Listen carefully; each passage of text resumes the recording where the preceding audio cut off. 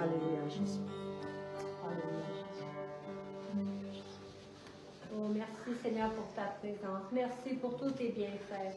Merci pour toute guérison que tu opères dans nos cœurs, Seigneur, et dans notre santé aussi, Seigneur. Amen, Et Seigneur. merci de pouvoir aux besoins de chacun, Seigneur. Oui, Seigneur. Nous te prions, Seigneur, pour nos offrandes et nous te prions de les bénir, de les multiplier pour ta gloire. Oui, Amen. Seigneur. Amen. Amen. Sa présence,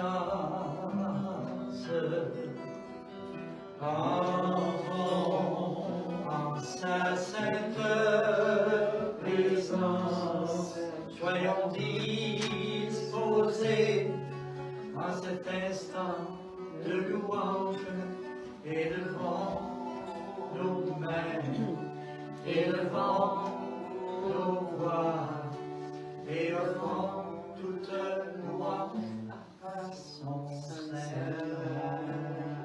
Alléluia. Gloire à toi, Seigneur. Alléluia. On va continuer notre enseignement sur la repentance qui transforme. Elle ne peut pas seulement transformer, la vraie repentance, elle libère.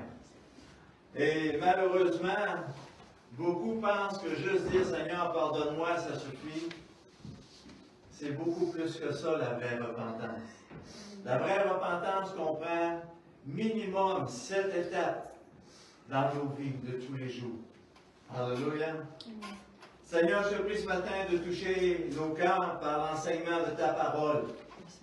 Nous sommes ici, Seigneur notre Dieu, pour te saisir, te comprendre et réaliser ce que nous sommes devenus appelés à devenir en toi et par toi. Seigneur, je prie pour ton onction, je prie pour l'aisance à apporter ta parole comme elle est écrite, Seigneur, et que tu puisses être glorifié au travers de chacun de nous. En ton nom, Jésus, nous prions. Amen. Vous savez, lorsqu'on dit dans Romains 3, 23 que le salaire du péché, c'est la mort. La mort, elle a 2 étapes. Elle a la mort physique et elle a aussi l'aspect de la mort spirituelle. On devrait, et Dieu, dans sa parole, nous aide à réaliser et à comprendre à quel point c'est terrible de mourir. À quel point c'est terrible de perdre notre relation avec Dieu. Et on a vu dimanche passé Jean-Baptiste revêtu d'un vêtement de peau de chameau, mangeant du miel et des sauterelles, et prêchant la repentance. Et lorsque les gens venaient à Jean-Baptiste, ils réalisaient qu'il était différent. Il était même considéré comme prophète, parce qu'il était venu loin de Dieu dès sa naissance dans Élisabeth. Mais il est venu pour annoncer et préparer le chemin de Jésus. En réalité, lorsqu'on regarde Jean-Baptiste, Jean-Baptiste est celui qui termine l'Ancien Testament, qui termine la loi. Et le but maintenant, il ouvre une nouvelle porte à la venue de Jésus. Alléluia. Il y avait l'Ancienne Alliance, l'Ancien Testament, et maintenant Dieu nous offre d'entrer dans une nouvelle alliance. Et une alliance, c'est un engagement. Ça doit être pris au sérieux, même si aujourd'hui c'est plus pris au sérieux. Ça devrait être pris au sérieux, l'engagement, l'alliance. Surtout celle qu'on prend avec Dieu. Amen. Alléluia. Vous savez, c'est important que la parole de Dieu bouleverse, travaille nos cœurs, nos émotions, notre pensée, notre façon de faire, notre façon de voir. C'est la manière que Dieu veut nous faire réaliser qu'il y a du travail à faire en nous. Est-ce qu'il y en a qui sont conscients de ça? Que Dieu doit faire un travail en nous? Alléluia! Et on a vu que Jean prépare le chemin pour l'entrée de Jésus dans le monde. Pour l'entrée de Jésus dans une nouvelle alliance. Et il est venu pour prêcher la bonne nouvelle. Et la bonne nouvelle, c'est qu'on peut être pardonné. Et qu'on peut entrer dans le royaume de Dieu si nous obéissons et marchons avec Jésus. Alléluia. C'est ça la nouvelle alliance. Mais une nouvelle alliance comprend une certaine réglementation, une certaine obéissance, une certaine des choses que nous avons à faire de la même manière que Dieu a dû faire des choses pour nous libérer. Il a dû faire des choses pour nous délivrer. Il a dû faire des choses pour nous laver, nous purifier, nous sanctifier et faire de nous son peuple qui lui appartient. Et par notre témoignage, nous rendons témoignage que nous lui appartenons. Alléluia. Nous, on aimerait venir à Jésus et dire, « Oh Seigneur Jésus, je crois en toi, je suis lavé, je suis sauvé, je suis purifié, je suis sanctifié, j'ai plus rien à faire. » Ça, c'est la génération aujourd'hui des enfants, comment on appelle ça, les enfants? Ouais. On veut tout avec le moindre effort. Mais lorsqu'on est sérieux, lorsqu'on examine la parole de Dieu, est-ce que la parole de Dieu peut encore aujourd'hui me parler? Savez-vous, c'était quoi le premier message de Jésus de Nazareth après avoir passé 40 jours dans le désert pour être tenté par Satan, par les ténèbres, et qu'il est sorti de là victorieux parce qu'il a proclamé « Il est écrit ». Jésus nous a donné la réponse à toute tentation, à toute séduction, à toute ligne de pensée corrompue ou pervers. Il est écrit. Amen. Pas je sens, pas je ressens, pas je pense que, pas lui, pas elle. Il faut regarder à Jésus qui est notre maître, notre guide, notre berger. Il est notre enseignant. Il est notre modèle. Il est notre roi. Il est notre sauveur. Il est notre Seigneur. Il est le Tout-Puissant. Est-ce qu'il est tout pour toi, Jésus? Alléluia. Jésus a commencé de la même manière que Jean-Baptiste. Il a proclamé à tout le monde qui l'écoutait, « Repentez-vous. Détournez-vous. » La repentance. Alléluia. Et ce matin, on va regarder certains points, si vous le permettez, d'une vraie repentance. Parce que vous savez, sans une vraie repentance, sans une repentance qui n'est pas complète, je ne pourrai pas recevoir de Dieu tout ce qu'il a pour moi. Comprenons-nous cela? C'est comme si, oh Seigneur Jésus, merci pour l'eau que tu me donnes. Alléluia. Ça ne sort pas. Savez-vous pourquoi l'eau ne sort pas? Parce qu'il y a un bouchon. Vous savez, si on a un bouchon, on ne peut pas recevoir de Dieu. Vous savez, ça me fait penser, quand je pense à ça, à Lazare qui est mort, ça fait 4 jours, il sent mauvais. Marthe et Marie viennent voir Jésus. Jésus vient les voir, là où Lazare est enterré, dans le tombeau avec une pierre qui a été roulée. Et Jésus a dit à Marthe et à Marie, moi, Jésus, pourtant c'était des intimes, c'était des amis. Et ils avaient de la misère à comprendre, à réaliser les enseignements de Jésus. Alors Jésus leur dit, moi, tu vois, Marthe ou Marie, si tu crois en moi, je suis la résurrection et la vie. Alléluia. Pour entrer dans la vie, il faut absolument qu'on ressuscite. Et vous savez, il y a toujours des obstacles souvent pour que nous puissions recevoir la vie de Dieu, pour que nous puissions sortir de nos tombeaux. Jésus a dit à ses disciples qui le suivaient, qui apprenaient à le connaître, enlevez la pierre. Nous devons, frères et sœurs, enlever les pierres qui peuvent être un obstacle à recevoir de Dieu la vie et la résurrection que nous avons besoin. Et des fois, nos yeux sont aveugles, nos oreilles sont sourdes. On veut que Dieu nous bénisse, mais on ne veut pas reconnaître notre problème. On ne veut pas reconnaître nos dépendances. On ne veut pas reconnaître que Jésus veut que je me débarrasse de ceci ou cela, puis je ne veux pas enlever la pierre qui m'empêche de recevoir ce que Dieu a pour moi. Ça fait-tu du sens? La vraie repentance, premièrement, pour vraiment se repentir et recevoir de Dieu et ouvrir la porte aux écluses de Dieu, c'est une connaissance du péché. Est-ce que je connais mes péchés? Est-ce que je connais ce qui est un obstacle aux yeux de Dieu? Est-ce que je connais ce que la parole de Dieu déclare et enseigne comme étant péché, interdit, mort, obstacle, maladie, infirmité, qui m'empêche de recevoir tout ce que Dieu a pour moi?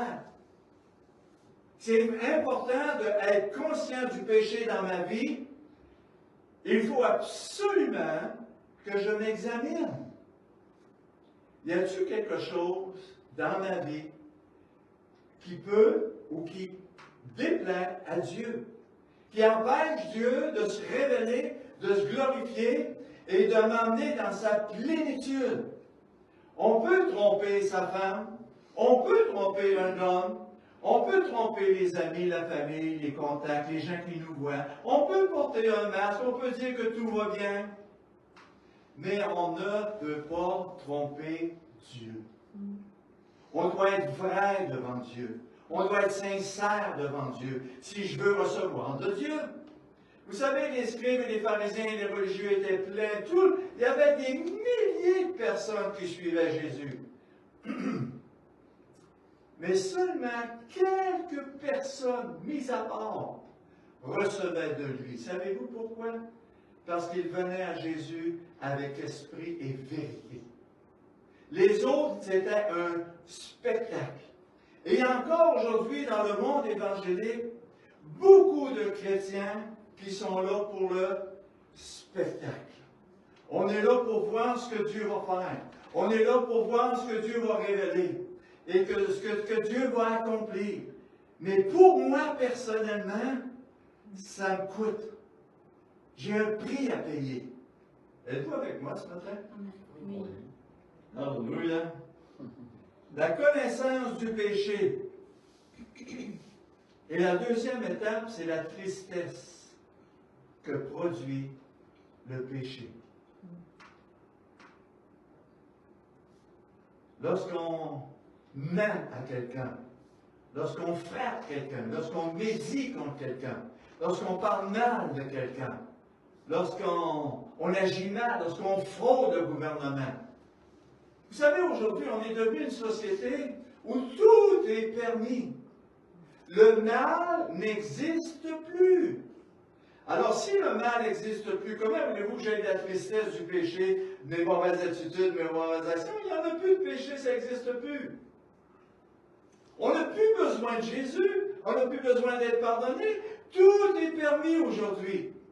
On peut commettre l'adultère, on peut forniquer, on peut mentir, on peut écouter la porno, on peut...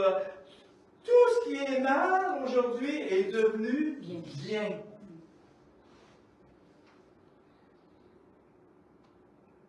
Êtes-vous content d'être ici ce matin?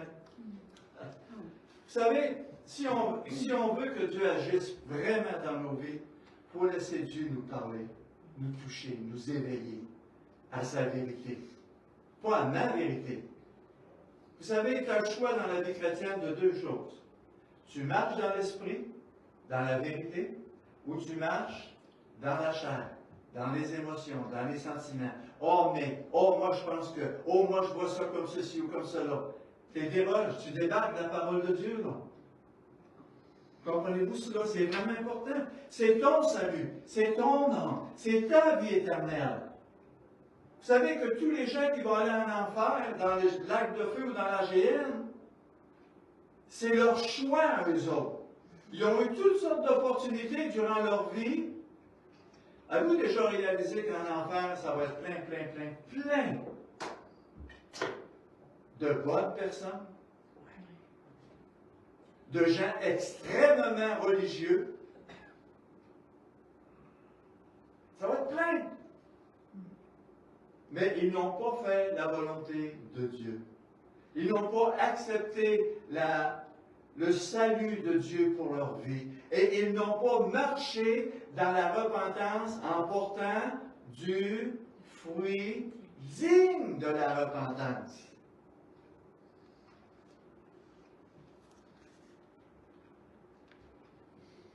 La tristesse que cause le péché. Aujourd'hui, on a beaucoup de misère avec ça. Seigneur, j'ai blessé mon frère, j'ai blessé ma soeur, j'ai mal parlé de lui, j'ai volé, j'ai triché, j'ai fait ci, j'ai fait ça. À tes yeux, Seigneur, c'est mal et j'ai besoin d'être conscient de ce que j'ai fait, c'est mal. Parce que je ne peux pas demander à Dieu une sincère repentance si je ne réalise pas qu'aux yeux de Dieu, ce que j'ai fait, c'est vraiment mal.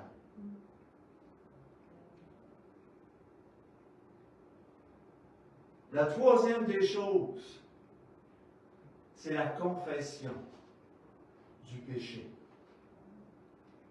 Beaucoup de gens savent qu'ils ont péché, qu'ils ont mal agi ou qu'ils font mal, mais ils ont tellement, mais tellement de misère à aller à la croix de Jésus puis de confesser leurs péchés, leurs manquements. Ou d'aller voir la personne à qui tu as offensé ou blessé, puis lui dire, je te demande sincèrement, j'aurais jamais dû crier après toi, j'aurais jamais dû te traiter de, j'aurais jamais dû parler contre toi, j'aurais jamais dû agir comme ceci ou comme cela. C'est ben trop humiliant. Voyons, qu'est-ce qu'ils vont penser de moi si je me repens?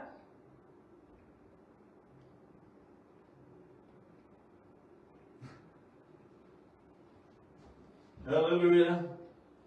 Confesser nos péchés, ça coûte. Parce que quand tu le fais une fois, 2 fois ou 10 fois, tu vas y penser 2 fois plus la prochaine fois. C'est vrai. C'est comme ça. Qu'est-ce que la Bible a dit? Si nous confessons nos péchés, il est fidèle et juste pour nous pardonner. Oh, lui, je suis d'accord, je peux me confesser à lui parce que je sais qu'il va me comprendre. Mais lui, là, on va attendre un peu. Mais Dieu va attendre après toi aussi.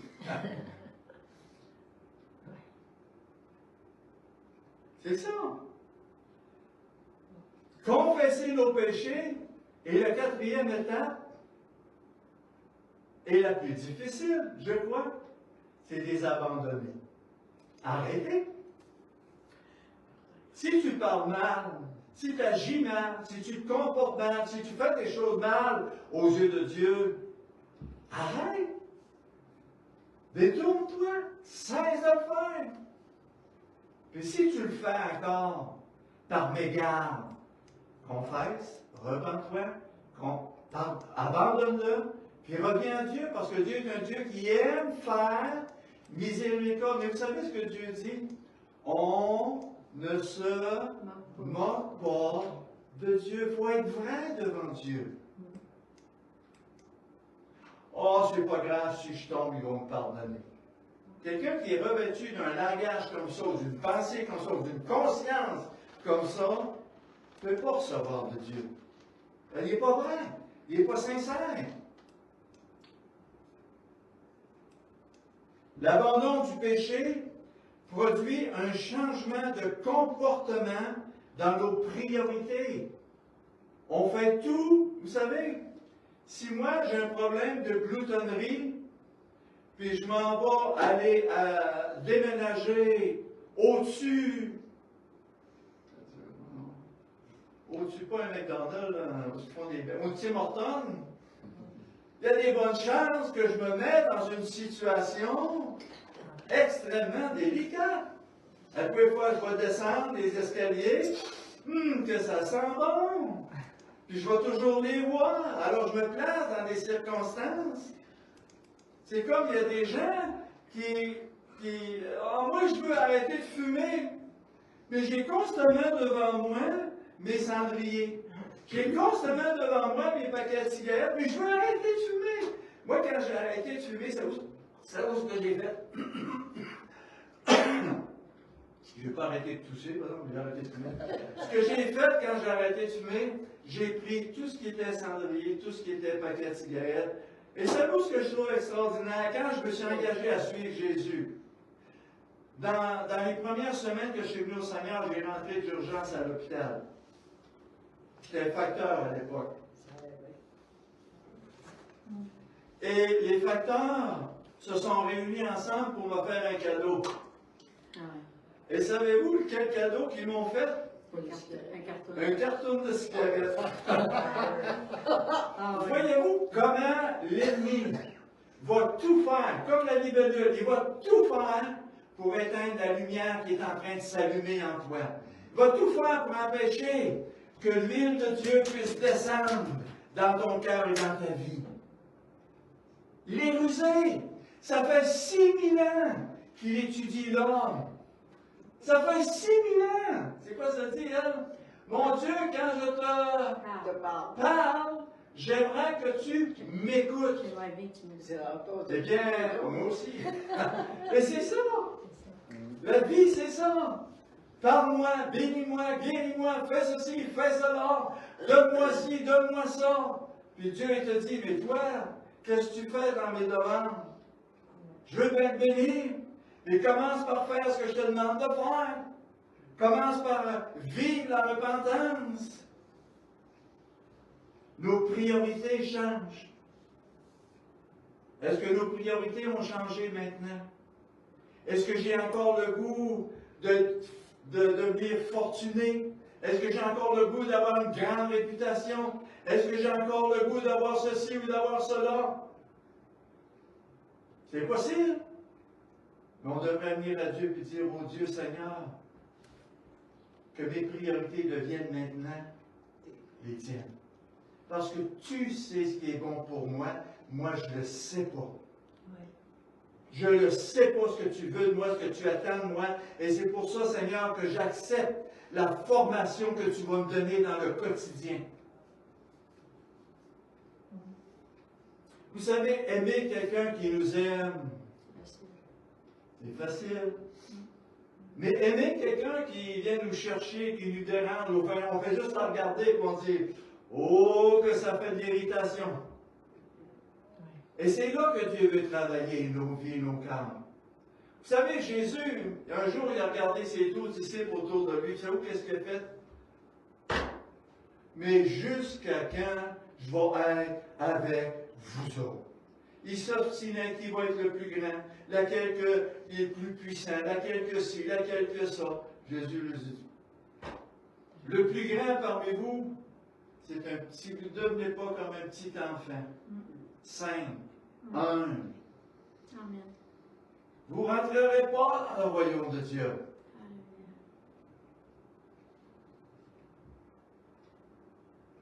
Afin que nos attitudes se conforment à celles de Jésus. Dans Jean 16, au verset 8, ça nous dit Dieu nous a donné quelque chose d'extraordinaire. Dans Jean 16, 8, ça nous dit et quand il sera venu, il convaincra le monde en ce qui concerne le péché, la justice et le jugement. Le Saint-Esprit que Dieu nous donne, c'est pour travailler nos cœurs, travailler nos vies, travailler nos pensées, travailler notre langage, afin de nous convaincre de péché, de justice et de jugement. Pourquoi? Pour que nous vivions la repentance et qu'on se détourne de ce que Dieu nous demande de nous détourner. Alléluia. J'aime énormément. Ceux qui ont une Bible, on va aller voir. Luc 19. Peut-être que vous dites, oh, on sait, pasteur Bruno, toi, tu pousses tout le temps. Bon, on va pousser ensemble. Luc 17. Luc 18. 19? 19. C'est pour voir si vous écoutez. Luc 19. 19. Luc 19. 19. Au verset 1, on va lire une belle histoire. OK? Pourquoi Jésus a fait écrire ces choses-là dans sa parole? Pour qu'on apprenne, pour qu'on réalise, pour qu'on comprenne. l'importance de ces enseignements-là. Au verset 1, ça nous dit, Jésus entra dans Jéricho et il traversa la ville. Alors un homme du nom de Zachée, qui était chef des péagers et qui était riche, cherchait à voir qui était Jésus. Mais il ne le pouvait pas à cause de la foule, car il était d'une petite taille. C'est un tonne-pouce. Il courut en avant et il monta sur un sycomore pour le voir parce qu'il devait passer par là. Qu'est-ce que vous êtes prêts à faire pour rencontrer Jésus? Vous savez, de voir Zachée, un homme dans la trentaine et plus, en train de sauter sur une branche, grimper sur la, Jésus va passer par là. Qu'êtes-vous prêt à démontrer pour voir Jésus, pour recevoir de Jésus, pour entendre Jésus, pour que Jésus puisse s'arrêter? Oh, c'est bien trop gênant. Qu'est-ce que les gens vont penser si je me mets à monter d'un arbre pour aller voir Jésus? Qu'est-ce que les gens vont penser si je me mets à louer Dieu, les mains en l'air? C'est devenu un Alléluia boy! Qu'est-ce que les gens vont penser si je me prosterne devant Dieu pour l'adorer? Qu'est-ce que les gens vont penser si je me mets à prier Dieu? Mais qu'est-ce que ça fait, ce que les gens pensent? Ce n'est pas important ce que les gens pensent. Ce qui est important, c'est ce que Dieu lui pense. Puis Dieu aime la louange. Dieu aime qu'on chante ses louanges, qu'on le crie, qu'on le prie, qu'on l'adore, qu'on élève nos mains. Alléluia! Vous savez, Moïse a levé les mains et Amalek était vaincu. Moïse baissait les mains, puis Amalek était vainqueur. Savez-vous c'est quoi, bibliquement parlant? Amalek, c'est un peuple ennemi d'Israël. Amalek, c'est la chair. Lorsque je lève les mains puis je loue Dieu, je suis plus que vainqueur. Essayez donc de louer Dieu, d'aller dans la présence de Dieu puis parler mal de lui. C'est impossible. Mais vous savez, lorsqu'on sort d'ici, on baisse les mains. Puis on vit notre quotidien comme normal. Et souvent, on va s'apercevoir que le vieux revient au galop. Mais Dieu dit, c'est beau de me louer dans l'assemblée, mais c'est pas vraiment là que je veux que tu me loues seulement. C'est dans ta vie privée, quand tu es tout seul, quand tu es dans ton appartement, dans ta chambre à coucher. Jésus va même jusqu'à dire, si tu veux me prier, rentre dans ta chambre à coucher, puis ferme la porte pour ne pas être dérangé, puis on va avoir une belle relation ensemble. Lis ta parole, prie-moi, ouvre-toi à moi, et là, je vais pouvoir me révéler davantage dans ta vie. Alléluia! Nous serions surpris de voir combien de gens vivent cela, frères et sœurs, dans la vie du quotidien. Vous savez, les gens souvent vont partir d'une réunion, ah, c'était bon, j'ai aimé ça, tu vois, puis après, tu vis ta vie comme s'il n'y avait rien, tu n'avais rien reçu, rien entendu. Puis là, tu dis, ah, j'ai assez hâte de retourner dimanche prochain. Mais ton dimanche, frère et sœur, il est 24 heures par jour, 7 jours par semaine.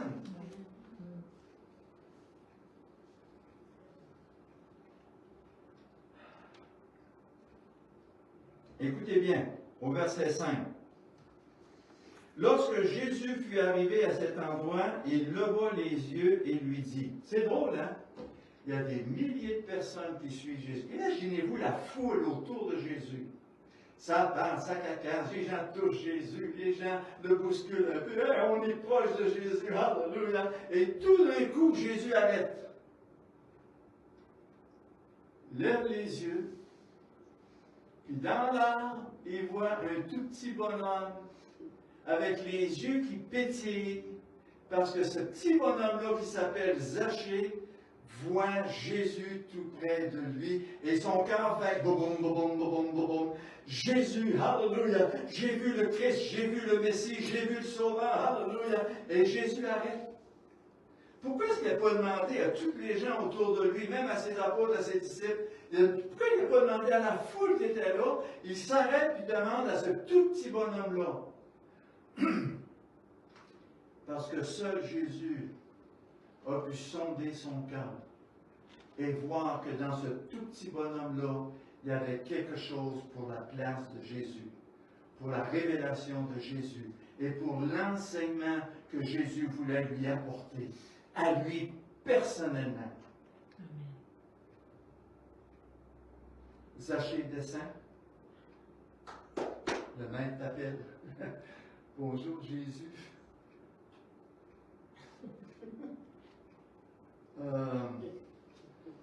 Tu veux me parler? Oui, si tu dirais, Zachée, si j'irais manger chez toi. Hein?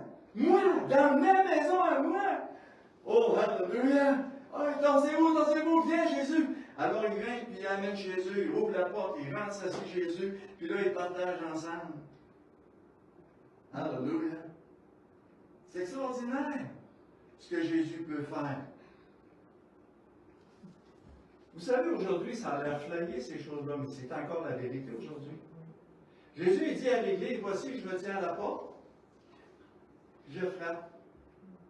Puis Jésus dit à l'Église, si tu rouvres la porte, je vais rentrer. Puis tu m'invites, je vais rentrer chez toi. Jésus ne rentrera pas chez quelqu'un s'il n'est pas invité. On doit l'inviter. Et on va partager ensemble.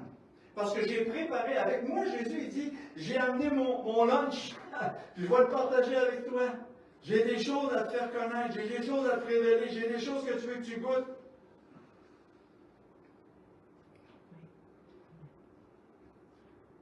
Hâte-toi de descendre, car il faut que je demeure aujourd'hui dans ta maison.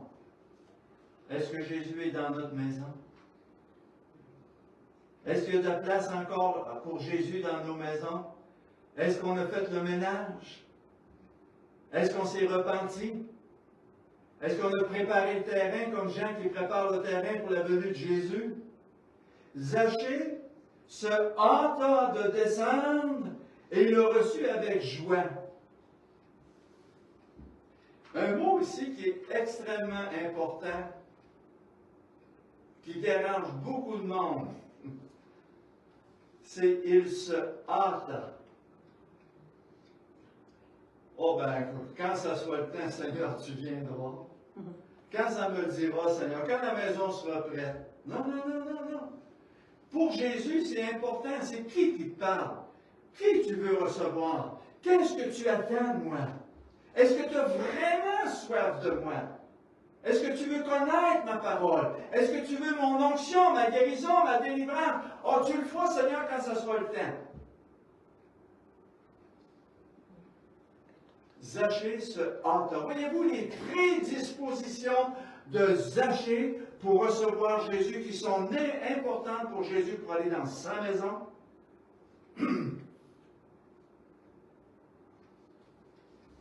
Zachée se hâta de descendre et le reçut avec joie. Combien ce matin sont dans la joie? Oh, quand tu as commencé à prêcher, j'ai perdu ma joie.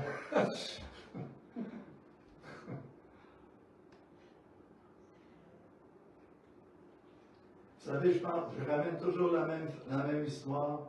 Je pense à Jésus qui est au puits de Jacob, il y a une prostituée qui est devant lui, qui a eu 5 maris.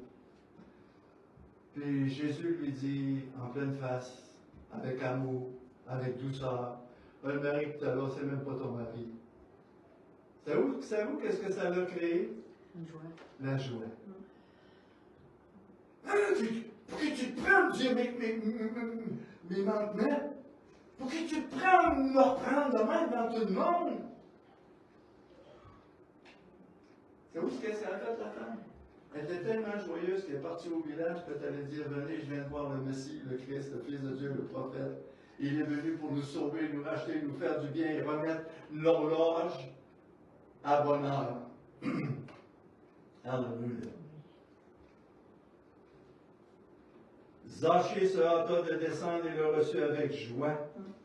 À cette vue,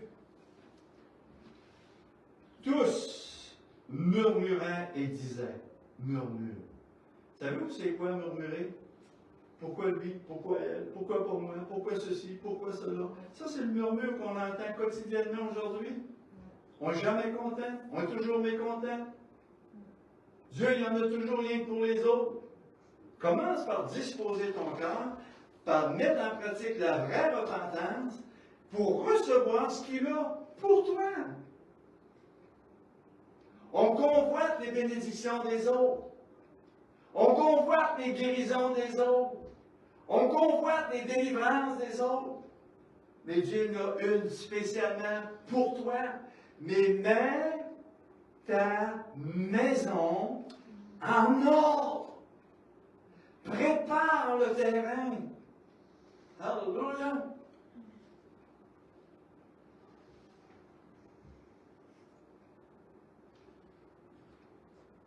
Au verset 8, mais Zachée debout devant le Seigneur lui dit,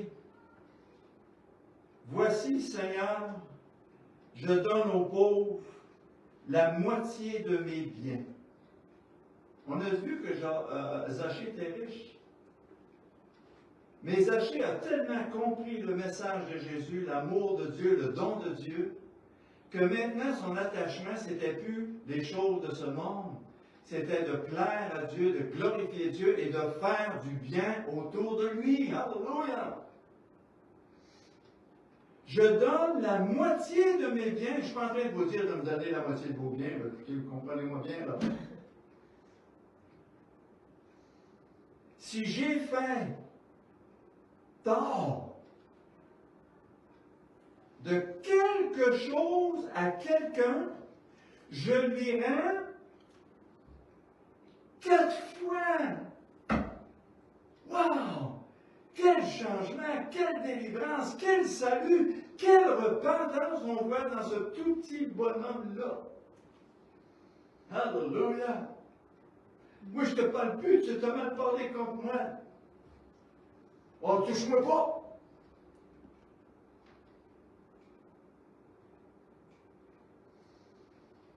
Vivre pour Jésus, c'est complètement de vivre comme le monde vit. La pensée du monde et la pensée du Seigneur, c'est complètement différent. Jésus a aimé ses ennemis jusque sur la croix, frères et sœurs. Et Jésus nous demande, si on te frappe, tends l'autre joue. Si on te vole, donne-lui plus encore. Si on fait ceci ou cela, bénis-les. Ceux qui te persécutent, qui parlent mal de toi, bénis. Quand est-ce la dernière fois vous avez prié pour les personnes qui vous dérangent le plus? Quand est-ce la dernière fois vous avez pris un temps sérieux pour faire du bien aux gens qui vous font du mal? Oh, mais tu n'es pas au courant qui me fait du mal, là. Ben d'accord. Tu n'es pas au courant du mal que toi tu as fait à Dieu. Pourtant, Dieu te bénit. Dieu te guérit, Dieu te délivre, Dieu te fait du bien. Alléluia. Si j'ai fait du tort à quelqu'un, vous savez ce que je suis en train de dire là? C'est la repentance. Le comportement, l'attitude d'un homme ou d'une femme qui se repent sincèrement de ce qu'il est. Si j'ai fait du tort à quelqu'un de quelque chose, je lui rends le quadruple. Et regardez la réponse de Jésus.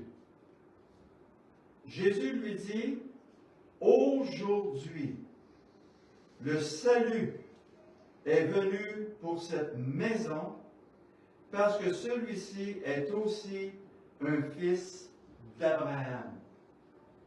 Un fils d'Abraham ou une fille d'Abraham, c'est quelqu'un qui vit, qui marche par la foi, qui met ce que Dieu lui demande de faire par la foi, qui confesse par la foi, qui pratique par la foi, et qui dépend de Dieu dans tous les domaines de sa vie. Et Jésus lui-même va confirmer. C'est pas Zachée qui dit « Hey, je suis sauvé! » Non, non, non! Dieu lui a dit « Tu fais partie du salut de Dieu, tu fais partie des élus de Dieu, tu fais partie de la foi d'Abraham. » Alléluia! J'aime bien mieux que Dieu me dise « En bon et fidèle serviteur, hein, que moi de dire je suis sauvé puis je ne suis pas sauvé. » Êtes-vous avec moi un matin? Vous savez, si ça chauffe sur votre banc, vous pouvez prendre un autre banc pour enlever. Alléluia. La vraie repentance, c'est quoi? C'est réparateur du tort qu'on a fait ou qu'on nous a fait. Ce qui est mauvais, on réagit avec bonté. Ce qui est infidèle, combien de situations où nous sommes infidèles, nous devenons fidèles. Si on était moqueur, on devient des gens qui vont encourager les autres, au lieu de parler contre ou de se moquer d'eux. Si on était des gens qui méprisaient, on est des gens maintenant qui élèvent les autres. On fait le contraire. On fait aux autres ce qu'on aimerait qu'on nous fasse. Si je maudissais, vous savez, je suis étonné de souvent même d'entendre certains chrétiens la manière qu'ils parlent. Ils m'ont tant, ils m'ont mot, ils m'ont ci, ils m'ont ça. Je ne parle pas ici, je parle d'autres. C'est surprenant. Ceux qui faisaient le mal, maintenant, font le bien. Ils font ce qui est juste aux yeux de Dieu, parce que leur but de vivre maintenant, c'est de plaire à Dieu. Alléluia. Ça nous dit dans les Actes des Apôtres, le jour de la Pentecôte, lorsque le Saint-Esprit est rentré, est descendu. Savez-vous que les apôtres étaient là, puis ils étaient comment? En prière. Ils étaient 120 dans la chambre haute. Ils priaient constamment parce que Jésus les avait ordonné d'aller dans la chambre haute et d'attendre ce que Dieu leur a promis. Êtes-vous capable d'attendre ce que Dieu a pour vous? Êtes-vous capable d'attendre ce que Dieu vous a promis? Parce qu'il a un plan personnel, individuel pour chacun de nous. Mais nous, on vit ce qu'on appelle l'impatience. Aujourd'hui, on vit une époque 13 boutons. On vit la génération des micro-ondes. Il faut que ça soit vite, rapide. Mais Dieu va premièrement travailler nos cœurs pour pouvoir recevoir ce qu'il a pour nous. C'est important. Si mon cœur est tordu, si je résiste, si je ne fais pas la volonté de Dieu, la bénédiction de Dieu, elle est là, elle est pour toi, mais tant et aussi longtemps que tu ne seras pas en règle, elle va attendre. Trouvez-vous que ça a du sens? Oui. On peut-tu jouer des tours à Dieu? On peut-tu le prendre au dépourvu? On peut-tu tellement insister qu'il va nous le donner pareil? Vous voyez, quand ma femme elle veut quelque chose de moi, savez-vous ça ce qu'elle fait? Elle insiste. D'accord. Alors, mais avec Dieu, ça ne marche pas.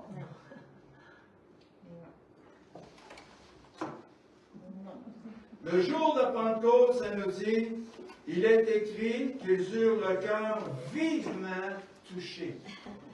Savez-vous quoi? Je ne suis pas convaincu à 100% que la parole de Dieu aujourd'hui touche tous les cœurs qui l'entendent.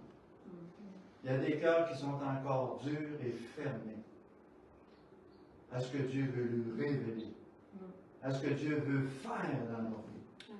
Ils résistent, ils ferment la porte, ils rebâtissent ce qui l'a détruit.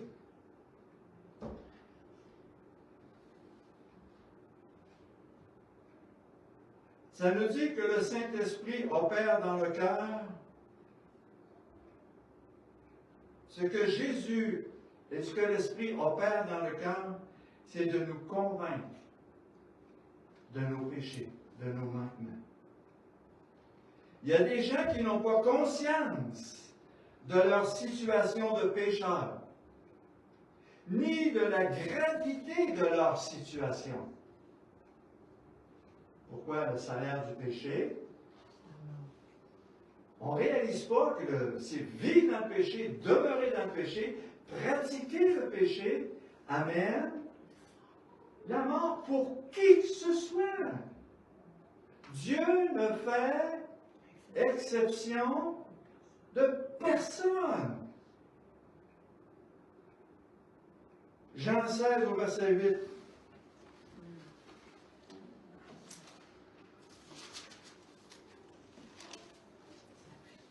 C'est rien, je ne suis même pas rentré dans le vif du sujet. Et quand il sera venu, il convaincra le monde de péché, de justice et de jugement. J'avais une question pour vous ce matin. Vous savez que le Saint-Esprit est répandu dans le monde entier. Et son ministère, son appel, son œuvre, c'est de convaincre le monde de péché, de justice et de jugement. Croyons-nous que c'est encore dur de convaincre aujourd'hui le monde de péché, de justice et de jugement? Parce que tout le monde pense que tout est correct. Tout est pardonné. On est sous la grâce. On peut faire ce qu'on veut, vivre comme on veut, parler comme on veut. On peut forniquer, on peut faire l'adultère, on peut écouter la porno, on peut parler en mal les uns les autres. C'est pas grave, on est dans l'amour de Dieu. Dieu est amour, c'est ça.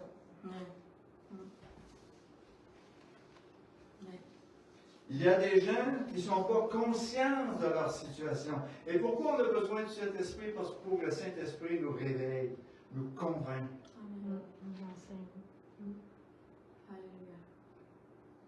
Psaume 51, un des plus beaux psaumes de David.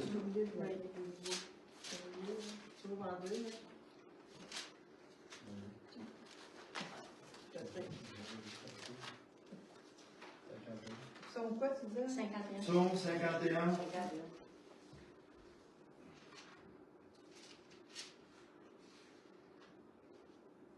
Au verset 1, ô Dieu, Dieu éternel, parle, convoque la terre. Depuis le soleil, non, excuse-moi. Non, c'est pas ça. Pour voir si vous écoutez. OK.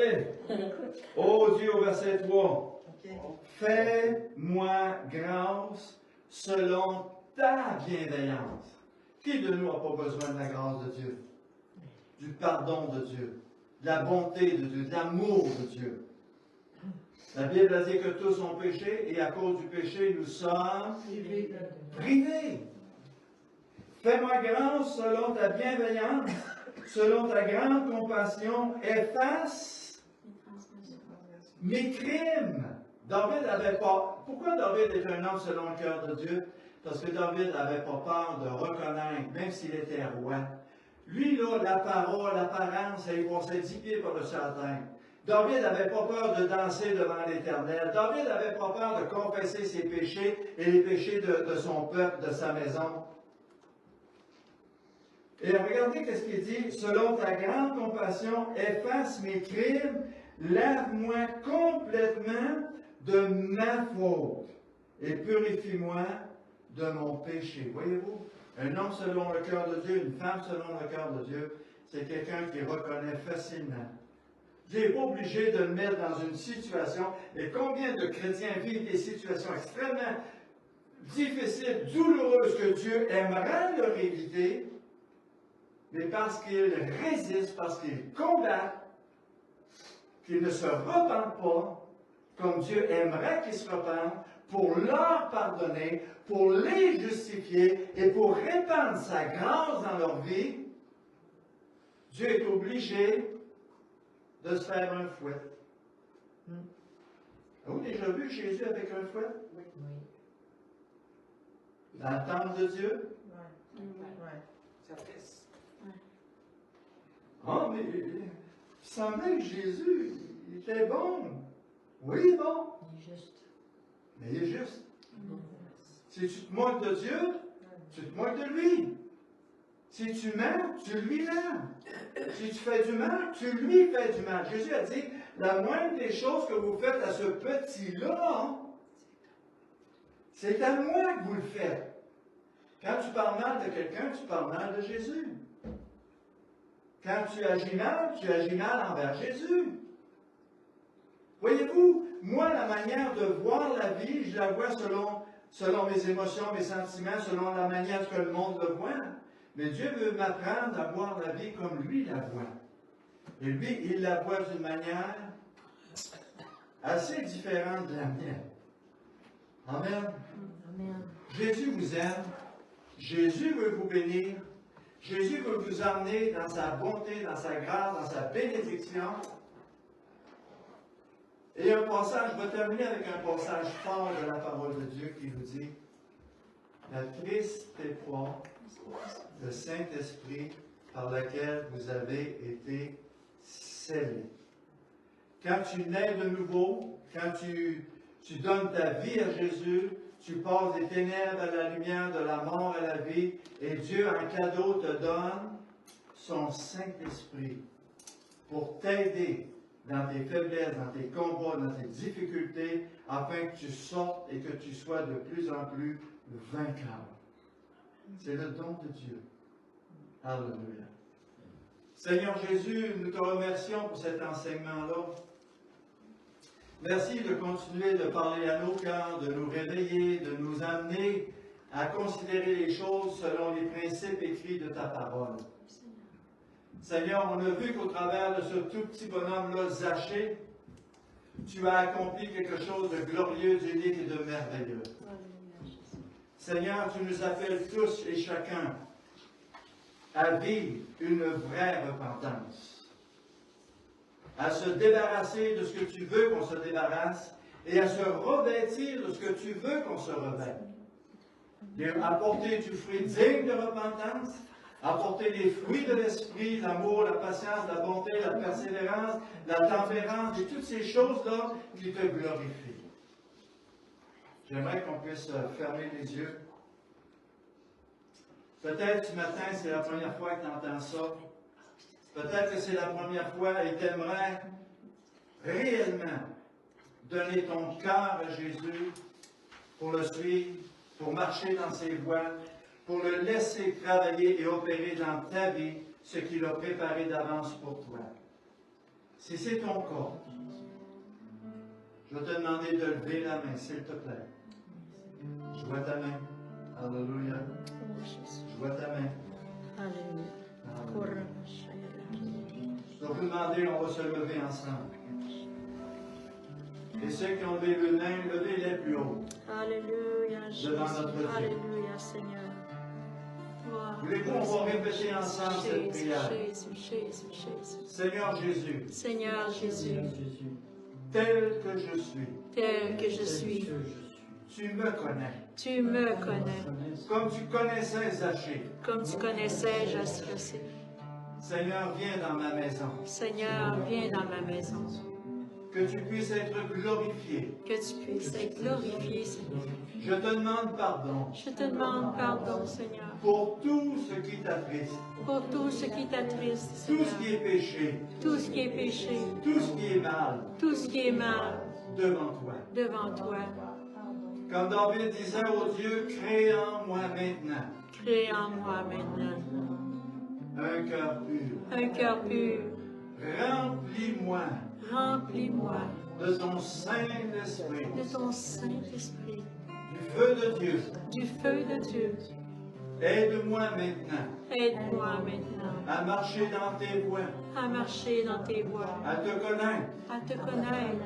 Et à glorifier ton nom. Et à glorifier ton nom. Merci Seigneur. Merci Seigneur De faire de nous. de faire de nous Des fils et des filles. des fils et des filles D'Abraham. d'Abraham. Des hommes et des femmes de foi. Des hommes et des femmes de foi. Qui se sont engagés. Qui se sont engagés Dans cette nouvelle alliance. dans cette nouvelle alliance. Au nom de Jésus. Au nom de Jésus, Je reçois. Ton pardon. ton pardon, Ta grâce. ta grâce, Ton Saint-Esprit. ton Saint-Esprit Et ta plénitude. et ta plénitude. Amen. Amen. Alléluia. Alléluia, On Jésus. va terminer avec un chant. Alléluia.